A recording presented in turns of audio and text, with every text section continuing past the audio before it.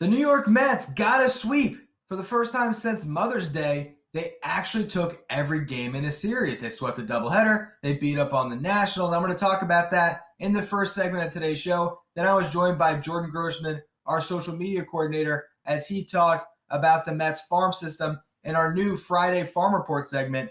And we also preview the Mets series against the Los Angeles Dodgers. It's the Locked On Podcast Network, your team every day. You are Locked On Mets, your daily New York Mets podcast.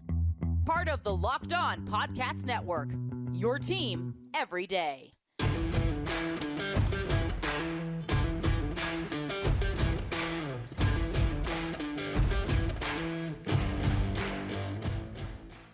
So the New York Mets found a way to beat the Washington Nationals, and we could be cynical and say, hey, it's Washington outside of Juan Soto. Who on that team even matters? And it is a really bad baseball team, but you got to beat bad baseball teams. And last week, we saw what happens when you don't beat bad baseball teams, when the Mets let the Marlins take 3 of 4, which then spiraled into a series sweep against the Phillies. And suddenly, after owning this division all year in first place, the Mets ended up falling all the way down to third. So this was important. You can't take these games for granted, and the Mets did. They got the sweep. At times, it didn't look great in the first game. It was a back-and-forth affair. In the final game, they almost let it slip away. I don't think all the problems are solved, but it's a step in the right direction, and that is a huge positive for a Mets team that was reeling going into this series. Marcus Stroman took the ball for Game 1 against Washington in this doubleheader. He was excellent through the first 5. Allowed just 1 hit, walked 1, had 7 strikeouts. In the 6th, he ran into some trouble, walked the leadoff batter, gave up a pair of hits that ultimately scored a run. He stayed on to face Alcides Escobar and got a big strikeout before handing it off to Aaron Loup with Juan Soto coming up. Loup ends up pitching around Soto and then gets a big double play ball against Josh Bell. For this season now, Loup has a 1.19 ERA, which is ridiculous, and it's made even more impressive when you look back to May 22nd. Since then, in 29 appearances, he has a 0.34 ERA. You can make the argument he's been the Mets' best reliever this year. You can make the argument he's their best offseason signing. He has been that good. Now, the Mets got offense in that first game off the bat of Brandon Nimmo, who hit a 3-run homer. He later had an RBI single in the 4th inning. So all 4 RBIs credited to Nimmo. And in the game, you had Nimmo, Conforto, J.D. Davis, and Dominic Smith all have multi-hit games. Everyone except Pete in the starting lineup, including Marcus Stroman, got a hit. Stroman had another drag bunt single, something we've seen him do a couple of times this year now. So that's been pretty impressive. If you look at it all together, a 4-1 win seemed very easy.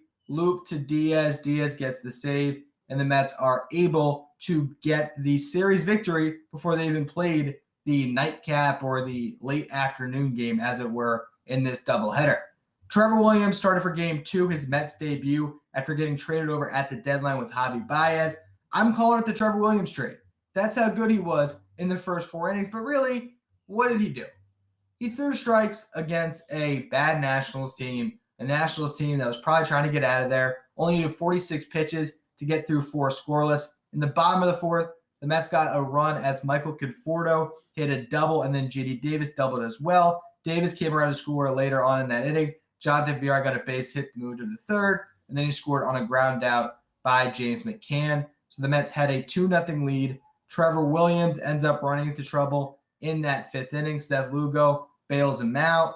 Lugo bridges the gap to Trevor May. The Mets get some insurance runs as Jonathan Villar hit a 2-run homer in the bottom of the 6th. Once again, it's 4-1. You think, here you go. A pair of 4-1 victories to close out this series.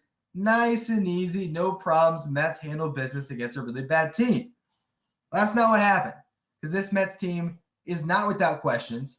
They are still a team that you're not confident in, and they came really close to throwing this game away. Trevor May had a rough outing. He's been very good as of late. I'm not going to criticize him pitching on back-to-back days. This team, once again, has a taxed bullpen, goes out, ends up giving up 2 hits to start the inning, gets a strikeout, but then walks Gerardo Parra to load the bases. Jeurys Familia comes in. He ends up getting a pop out, ends up having a wild pitch, which advances the runners to the scoring position. There's another play where Jeff McNeil isn't able to get to a ground ball that wasn't hit very hard. It squeaks through into the outfield. McNeil really should have tried to just go all out and make sure he kept that ball in the infield, knowing the tying run could come around to score. He did not. It gets by him. Game's tied. Familia ends up getting you out of the jam before losing the lead entirely. But you're thinking, here we go again with this Mets team. And then what happens in the bottom of the inning? Pete Alonso hits a huge home run, his 25th of the season. The Mets get the walk-off victory. And I tweeted this out. If you told me with all the information that I could trade a blown save for the feeling of a Pete Alonso walk-off homer, I'd take it. But the anxiety that led up to it was not great for Mets fans, or I'm sure for the team itself. But when it's all said and done, you got the sweep. And that's what matters here. It's about winning series. And when you're playing a bad team like Washington, it's about sweeping series. The one big takeaway I have overall, the Mets were 8 for 29 with runners in scoring position this series. That's a .275 batting average. Against Philly, they were 1 for 11. That's right, 1 for 11. And as bad as that is when it comes to their average with runners in scoring position, the more shocking thing is in a 3-game series, they only had 11 runners in scoring position against the Phillies. That is brutal. In this series, the Mets had a lot more traffic on the bases. They had 35 hits in the 3 games. They were in double digits when it comes to hits in each contest. That is a good sign for things to come, hopefully, although against the Dodgers, things will get a lot tougher, a lot better pitching you're going to face over the weekend. We'll talk about that in the final segment. But first, our Friday Farm Report with Jordan Grossman. Built Bar is the best tasting protein bar ever. Did you know they have so many delicious flavors to choose from that there really is something for everyone, whether it's the coconut bar, cherry barcia, raspberry, mint brownie, double chocolate, salted caramel, strawberry, orange, or my personal favorite, cookies and cream. There is really a flavor for everyone. If you want, you can get the mixed box where you'll get 2 of each so you can try them all, see what you like the best. These are protein bars that taste like candy bars. They come covered in 100% chocolate. They're soft, they're easy to chew, and they're healthy. Built Bars come low in calories, low in sugar, but they are high in protein and high in fiber. If you want to try Built Bar today, go to BuiltBar.com, use the promo code LOCK15, and you'll get 15% off your next order. That's promo code LOCK15 for 15% off at BuiltBar.com. So very excited to be joined today by Jordan Grossman, one of our social media coordinators, and this is the start of a new weekly segment, the Friday Farm Report. I'll be honest, sometimes it's tough for me to keep tabs on everything, so I got Jordan here to go through the minor leagues here. And we want to talk a little bit about some of the great pitchers that have been having some solid seasons for the Mets right now. One of them is Eric Orsi. What do you think about Eric Orsi as a guy that can really factor into this team at some point, maybe next year? Who knows? It seems like he's had a pretty solid season. So the thing about Ors is that he's Ors. See, there you go. This is why I have you on. Yeah, Ors, not Orsi. Yeah. There he is. So he has a really cool story. Ben Pickman of SI wrote a really great article on his journey up to the majors a couple of years back. Ors has battled cancer twice in the last 3 years, I believe. He's had skin cancer and then another type of cancer. And it's why his numbers at, I think it was New Orleans he pitched, they weren't so great. But the Mets obviously saw something there to take him in the 5th round. He's a reliever right now, but he's got a really, really good splitter. Like I've heard 60, 65 grade on that splitter from some people that I've talked to. The fastball doesn't really play up that much, but he hides it well. It's like 92 to 95. Slider is not really, it's average pitch, but the splitter is really where he gets the most action, and it's where it's a strikeout pitch. So he's someone I'm really impressed by. I think he's a major leaguer right now. You could put him in a major league bullpen, but obviously you want to get him the seasoning in AAA. And Mets obviously have a lot of good relievers in the bullpen. But yeah, he's someone I'm really looking forward to eventually seeing in the major leagues. I think that anytime you have a pitcher that has a good splitter, it plays so well out of the bullpen. I think last year we saw with Chase and Shreve, if you can really command that pitch, if you can get it over for a strike but also bury it, it's really tough for batters to pick up. So that's really an interesting option. I think the one thing the Mets have struggled with is developing relief pitchers. I mean, Drew Smith is probably their best success story of the last, couple of years here. I can't think of many others that have come in and really, had a lot of success out of the minors. I'm trying to think of another name that really jumps out to me, other than guys like Paul Sewald, who suddenly turned into a closer elsewhere. There's just not a lot. So maybe this is a guy, Ors, who has a chance here. What about Josh Walker? What have you seen with him? So Josh Walker, I've seen some people put a reliever profile on him, but I think he's a starter. He's a guy who's kind of rised up the ranks like Tyler McGill did.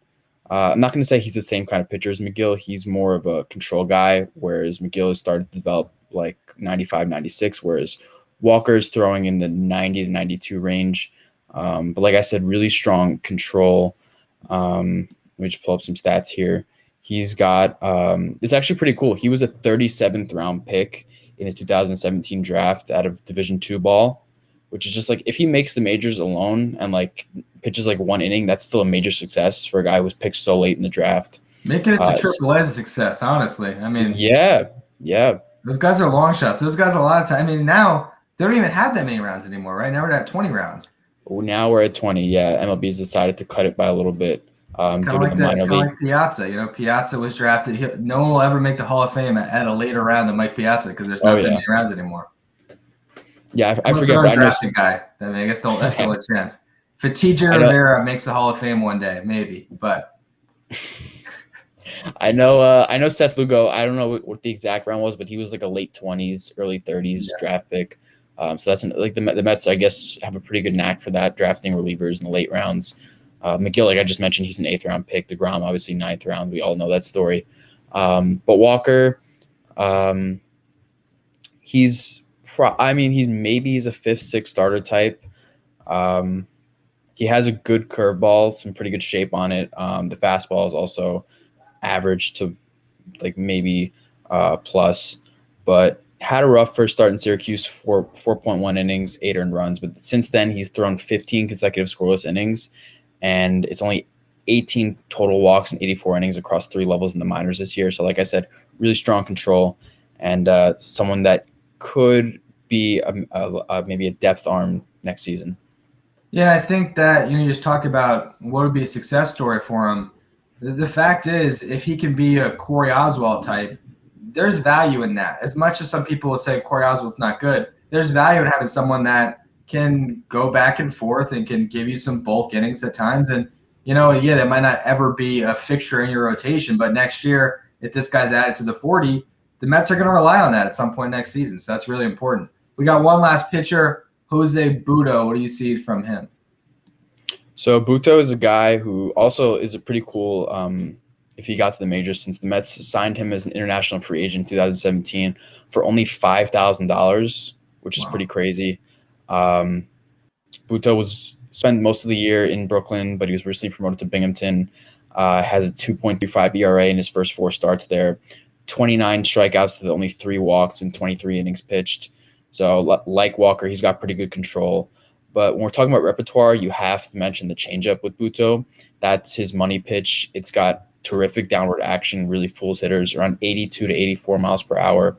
Fastball is good too, but it's not close to his change. But the problem with Butto really is he doesn't really have a third pitch.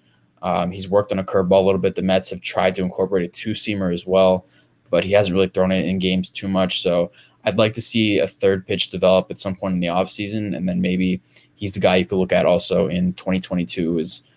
He has a higher ceiling than those other 2 guys I mentioned. Butto, if everything pans out, he could be like maybe a mid-rotation starter. But that changeup is absolutely nasty. Yeah, and if you have a good changeup and you can work off a fastball, got some hope there as a starting pitcher maybe. We'll see what happens with Butto. We'll see what happens with all these guys. I think as we're kind of figuring out what to do with this segment, I think each week we should talk about one of the top guys. Everyone cares about Baty, Alvarez, Mauricio. Let's talk about Brett Baty. I actually wrote a piece for Just Baseball that went up today talking about the hole at third base has been left ever since David Wright had the spinal stenosis diagnosis. And the thing that was pretty fascinating to me was going through the draft history. The Mets have only selected since 2002 9 players in the first 10 rounds that are third basemen. And it wasn't until Mark Vientos in 2017 that they drafted even someone as high as the 2nd round. The only third baseman that graduated, by the way, since David Wright from the top 10 rounds is, can you guess? I should actually those out to you. Can you guess? There's two of them. I can't remember if Campbell was drafted by the Mets. You got it. I'm going to guess him. Yeah, there we go. Eric Campbell, 8th round pick, and I think it was 2008. The ground ball machine. And then there's another kind of a ground ball machine, someone who was a utility infielder for the Mets that didn't really amount to much, but he was around for a little bit there. I believe he was a 3rd round pick, actually. Stumped? Yeah, I can't think of anybody right now. Matt Reynolds. Oh, man, I actually saw his first career home run against the Royals back in, I think, 2014, 2015, whenever he came up. Maybe 2016, he was lingering for a while there. So, yeah, that's all they produced, though. That's all they produced at third base since David Wright. It's Eric Campbell and Matt Reynolds. So that really tells you, what this farm system has been when it comes to third baseman. And it makes sense. You have a franchise guy there. Why would you be drafting third baseman? But now we're finally starting to see two guys in Vientos and Baty who are rising through the farm system. And I think Baty seems right now like the more can't miss of the two, where it seems like he can really contribute both ways, maybe defensively and obviously the bat. Oh, yeah. I think Baty has clearly established himself this year as the number 2 prospect in the system behind Francisco Alvarez. He had a bit of a rough start at Double-A. I think the first 10 games he only had 5 hits and was striking out a lot. But I want to read the numbers to everyone here just to see how impressive it was. I just tweeted out, actually. Over his last 15 games, he is hitting .351 with a .427 on base and .684 slugging. So he just tonight he went 4 for 5 with 2 home runs and a double. So he's found his groove over in Binghamton. The power to all fields is so impressive. Really good at controlling the strike zone.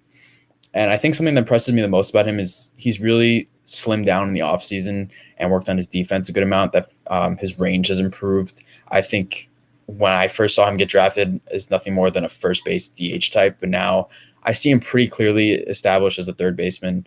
Vientos, you mentioned, like, he's also a really good bat, but no one really knows where he's going to be defensively. So, like I said, Baty, clearly the number 2 prospect in the system behind Alvarez. And I think he's a guy who can have an impact on the major league team as early as the All-Star break next season. Yeah, I think so too. And I think the question, as we kind of alluded to there, is what is he going to be defensively? Because we've seen like Alec Boehm for the Phillies. We just saw him. He's a train wreck right now defensively. Obviously, we've watched J.D. Davis up close. So I think that's the thing is, can you at least be average, right? You don't have to be a Gold Glover, but can you not detract from your offense by starting every day at third base? And I think for the first time since David Wright, the Mets might have a chance here to have a legitimate stud prospect come up and play third base for them every day. And that's really exciting to think about. It definitely is. Like you said with Wright, like, we haven't really had a guy established at the position. So many people wanted a Chris Bryant at the deadline to play third base next to Francisco Lindor. But when you have a guy like Baty who's just soaring through the system, I think he's only 22 years old right now, maybe 21. I think he's still 21. I think they're both still 21. Yeah, Vientos and Baty are on the same age. He's someone you can have team control for 6 years, relatively cheap price. I'm not trying to sound like this is the Wilpon Mets, but when you have that kind of a talented prospect who can come up and be an impact bat right away, it's something special, and it's something the Mets really need. As people can see, like, the offense has really struggled in the last couple of weeks, and having Baty sometime next year could really help. BetOnline is the fastest and easiest way to bet on all of your sports action. Whether you want to do some live betting during games, maybe you want to bet player props like Pete Alonso hitting a home run, they have you covered with everything you could want, whether it's for Major League Baseball, the NFL. BetOnline even has awards, TV shows, and reality TV with real-time updated odds and props on almost anything you can imagine. BetOnline has you covered for all the news, scores, and odds. It's the best way to place your bets, and it's free to sign up. Head to the website or use your mobile device to sign up today and receive your 50% welcome bonus on your first deposit with our promo code LOCKEDON. Again, that's promo code LOCKEDON to receive a 50% welcome bonus on your first deposit. BetOnline, your online sportsbook experts. Do you love to order fish when you go out to eat but never make it for yourself at home? Cooking restaurant quality dishes at home starts with high quality seafood and simple techniques from Wild Alaskan Seafood. Wild Alaskan Company delivers high quality, sustainably sourced wild caught seafood right to your door. Each shipment contains premium, wild caught, individually wrapped portions of delicious seafood that's ready to prepare and easy to cook. Wild Alaskan Company seafood is how nature intended it to be. Always wild, never farmed or modified, and it contains no antibiotics. You can adjust, pause, or cancel your membership anytime, and they offer 100% satisfaction guaranteed or your money back. And right now, you can get $15 off your first box of premium seafood when you visit wildalaskancompany.com/MLB. That's wildalaskancompany.com/MLB for $15 off your first box. wildalaskancompany.com/MLB. Make sure to use our URL and let them know that we sent you. Now, speaking of getting some instant offense, and this will kind of transition us into previewing this series against the Dodgers, the Mets traded Billy McKinney to get Carlos Rincon. So before we talk about that series, I do want to talk about this prospect because this was a guy that he's 23, hits for some power in the Dodgers farm system. Just an interesting guy you get for what was essentially a DFA trade, but he's tearing the cover off the ball since he got to the Mets. So is there some potential of seeing a Carlos Rincon this year? Maybe, I guess if there were September call-ups, that would be a little bit more likely. He's not on the 40, I don't believe. So I guess that would probably give him less of a chance. But what has he done since he came to the Mets? I guess I should ask. Yeah, so I'm going to admit I don't know a ton about him. Like, he really came over and I thought he was just another guy. I was like a DFA trade, kind of brushed it over. But when you look at the numbers of the last 18 games, he's hitting .329 with a .364 on-base percentage and a .616 slugging, which is really impressive. And then you look at his total numbers this year in Double-A. He played, I believe, 60 to 65 games with the Dodgers over there. He has an .853 OPS, so he's a legit dude. He's only 23 years old. I don't know too much about the defense, but this is a guy who could be a bat that surprises us. I don't know if I'm going to say he's a starter, but maybe he's a guy who can see being a fourth outfield type. And well, here's the thing. Like you said, here's the thing: if he sneaks into your top 30 prospects at the end of this season, and you got him for Billy McKinney, that's a huge win. Billy McKinney, I mean, that's the guy that people wanted to start over Michael Conforto in the foreseeable future. They were willing to let Conforto walk for those 2 weeks when he was killing the Orioles. That's exactly right. I think that's what we should move into talking about this series, because Billy McKinney getting a lot of run with the Dodgers, surprisingly. Today, let us all down. Bases loaded against the Phillies, 2-1 game. Ian Kennedy, this is not a lockdown closer. I'm sorry. He's good, having a very nice year, but come on, it's Ian Kennedy. And Billy McKinney can't get a base hit for Mets fans. Can't give us one last parting gift. And you know what's going to happen now? Over under 2.5 home runs this weekend. I might set that at the over. I don't know. Billy McKinney, come back to Citi Field. This is what happens. Come on. You've seen this story play out. He's going to hit a couple into that Coca-Cola corner. I can already envision it. He's going to take McGill deep twice in this first game. Let's go through the pitching matchups here. You got Julio Urias versus Tyler McGill on Friday night. Urias has a 3.41 ERA this year, 13-3. Not that we really care about records anymore. 144 strikeouts. A guy that I think has really struggled against the Mets throughout his career, but this is a left-handed starter and a good one. And we know the Mets have not fared well against lefties. So that's definitely going to be a tough one for the Mets. It only gets harder when you got Walker Buehler with his 2.13 ERA and 152 strikeouts against Taijuan Walker on Saturday. And then Sunday, the Mets got Carlos Carrasco. That's great, but he's going against Mad Max Scherzer. So when I lay out those pitching matchups to you, feel pretty good the Mets got both of these games in this doubleheader, and they could maybe get away with just winning one against the Dodgers and still having a pretty solid week altogether. Yeah, I'll just say this. I'm really glad they swept this series and they didn't blow that last game. Thank Pete Alonso for that walk-off home run, because I'm not one to be pessimistic. I always try to be the most optimistic guy when it comes to the Mets. But this is the Dodgers, and like you just listed those matchups, it's going to be really hard to score runs, especially with this team that's struggled for offense. They had a nice series against the Nats, but they don't really have any legit pitchers anymore, or at least ones that are functional. It's going to be difficult, but I'm hopeful the black jerseys bring out a little energy. Bring the LA versus New York whole rivalry thing, even though it's not really a rivalry, but like it's kind of cool every year when the Dodgers come to New York. So it'll be. I think Friday night they have a good chance of victory, especially with Urias on the mound. That's probably the least of their concerns when it comes to the pitching matchups. McGill's had a nice year. We've talked about him a couple of times, especially in that green room. But yeah, I'm hopeful about Friday, but those other two games, I don't know. It doesn't look great. I mean, I think we were talking about this before we hit record, but I mean, you have Cody Bellinger is struggling to crack the top 5 in that lineup. At least you miss Mookie Betts. I guess that's one little tiny positive is that Mookie Betts is on the IL, so that's one less superstar to deal with. But Trey Turner, we know how he plays against the Mets. He's leading. You see that slide? That I slide saw that was a Hobby Bias slide. It's crazy. I mean, I think at times we don't realize how athletic these guys are. And Trey Turner, I mean, as athletic as they come. So, yeah, I look at this series against the Dodgers, and if the Mets were to win, let's just be optimistic for a second. Let's take off the pessimism that just is natural for Mets fans. If the Mets found a way, and if the Mets play their best brand of baseball, you can always beat anybody. So let's just say Tyler McGill has a great start. The Mets bullpen has been very solid.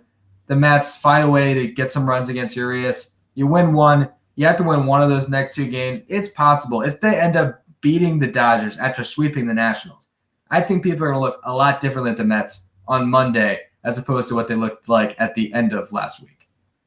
Absolutely. I mean, but this is the thing is, I agree with you, but also this is the start of a 13-game stretch with just the Dodgers and the Giants, the 2 top teams in the West. So it's this stretch, I think right now is gonna make or break their season, because after this stretch, things get a bit easier. A lot of games against the Marlins and the Nationals.